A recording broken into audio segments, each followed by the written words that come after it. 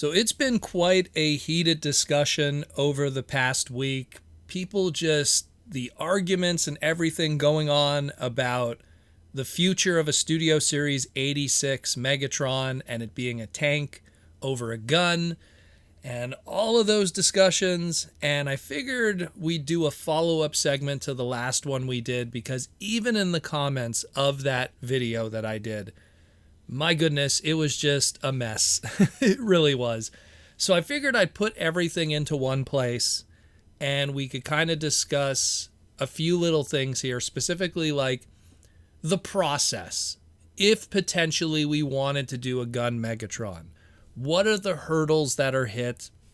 What are the problems that exist? What are the deep-rooted historical things within the company of Hasbro that you're not aware of that exist too, which I will address here today.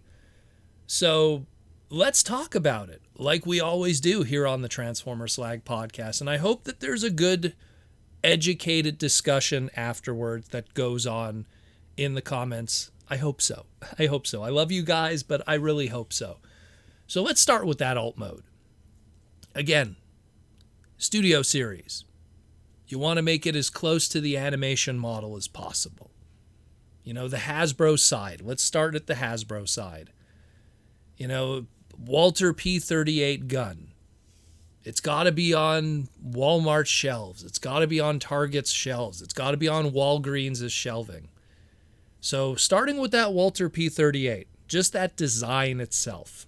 It's a patented design. It's owned by a company. Much like the problems that we had with Bumblebee for years, the problem that we have with Lamborghini or any of these companies that are car designs. Walter Arms owns the design of the Walter P38. You make a Megatron that looks like that, they're going to come knocking and go, hey, I want a piece of that. But let's say that Hasbro does pay the licensing. Goes, we're going to pay you, Walter Arms, and we're going to pay you to use the license for your gun, the Walter P38. And sure, our shareholders won't be happy, but we're still going to do it.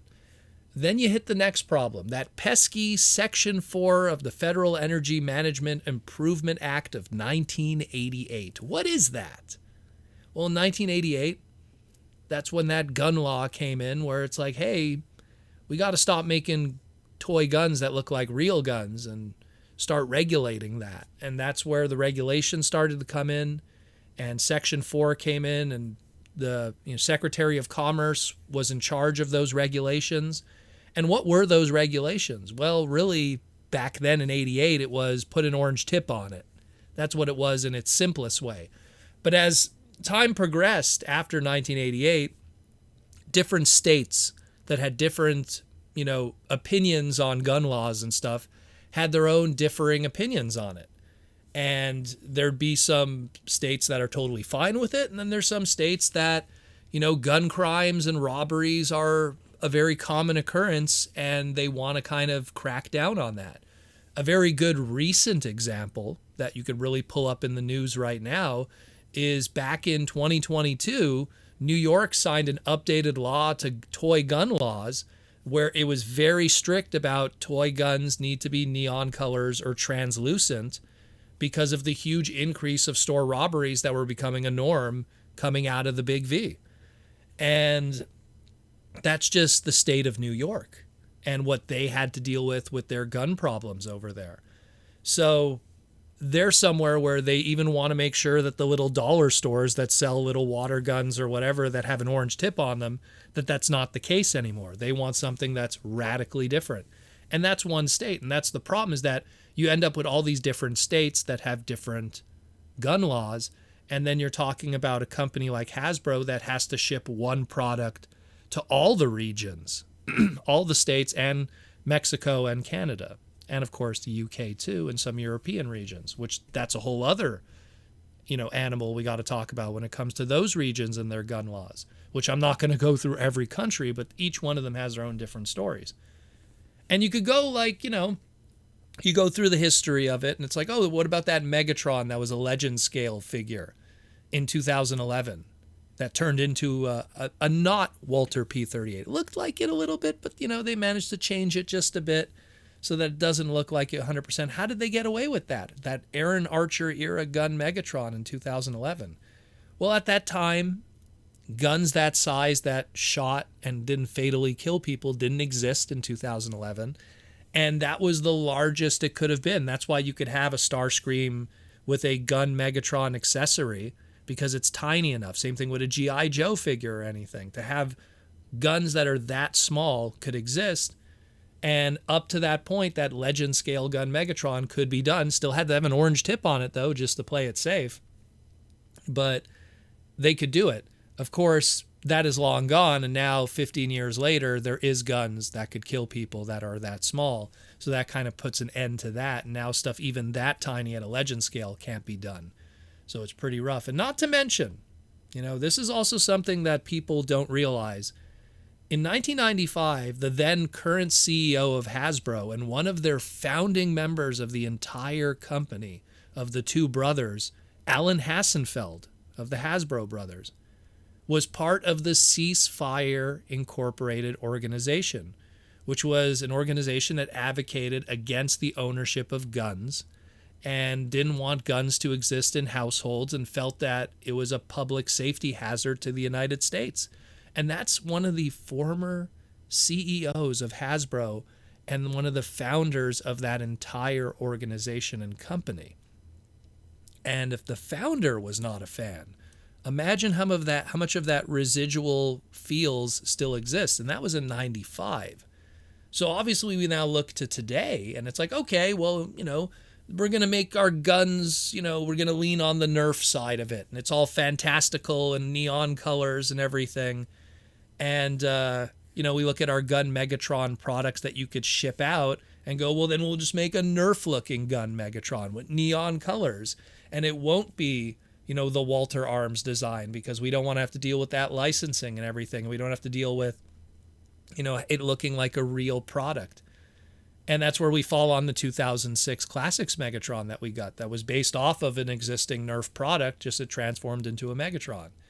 And that mold saw a release all the way up to a repaint in 2016 as an Amazon exclusive 2-pack.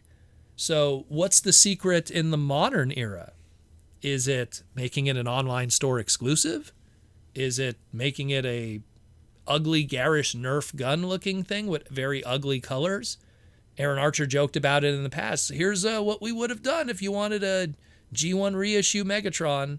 Never happened because they wouldn't want to risk it. I think in a lot of ways Hasbro is also trying to avoid negative press, especially involved with gun-related stuff, since their shareholders are where they park their money in a lot of ways. Every small piece of bad press could lead to a stock going down at some point. Currently right now, going into Q3 of 2024, and then later on Q4, which is the holiday season for 2024, right now Hasbro's stock is hitting some annual highs right now that they have much needed had, because they had some of the worst stock in Q1 and Q2 of 2024. It was terrible. I'm going to put it up on the screen to show you how bad it was. And the brand was in a really bad place, not just Transformers, but they were going through a lot of just bad stuff going on publicly with a lot of their different brands. Anything that the stockholders could look at that they could see as a bad place to park their money, they'll pull it out, especially when it's stuff that could be an indication of the future. And right now, things are looking positive. We're going into a holiday season. Transformer 1 movie is looking good. So there's no risks right now. Why create risks when there's no risks right now? The corporation side of things is very messy, but it's also what is going to dictate in a lot of the future. And to tell people that they want to have a gun Megatron in a Western big box store like a Walmart, a Target, a Walgreens is just not going to happen. And, you could say, well, then maybe Hasbro could sell it on Hasbro Pulse or Amazon online. They don't want to risk that negative press. And even a little bit of minor negative press could lead to damage to the most important thing in that company, unfortunately, the shareholders. So let's talk about the other side of the globe. Let's talk about Takara-Tomy. Let's talk about Japan. So, Japan and guns. Yeah. 125 million people live in Japan in their population. And of that 125 million, only 200,000 of them are registered firearm permit owners. They have very strict laws. You have to go through a very rigorous whole process in order to even have a permit to own a firearm, let alone purchase one. And of their entire population, only 200,000 people have permits. Now, of that 200,000, 90% of them are military or police division people. So that means only 10% of those firearm permit owners, not gun owners, permit owners, are civilian. And of that 10%, most of those are over the age of 60 and use it for hunting. And then a lot of that 10% have the permit but don't actually have a registered gun. It's more just if they want to do it recreationally, they have it. And a recent study found that only 0.025% of every 100 people in Japan have a gun. To compare that, and the reason why I bring up that number, as opposed to the United States, number one in the world, 120 guns for every 100 people. So Japan and guns, very different culture.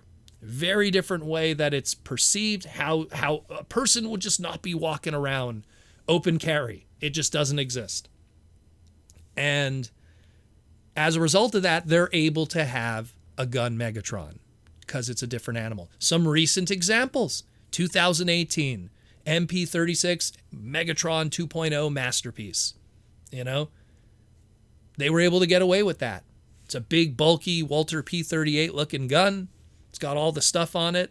When it was imported here to America through Big Bad Toy Store, BBTS still had to put an orange tip on it and glue it. People weren't happy about it, but that's how you do business. So it was kind of a reality. If you went through other channels, you were able to get your MP36 without the orange tip on it. But unfortunately, through more official channels in the West, that was not the case.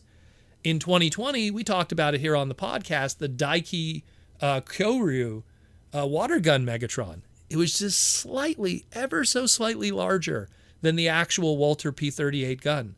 No orange tip, looked like a Walter P38 gun. It sprayed water. Imagine kids.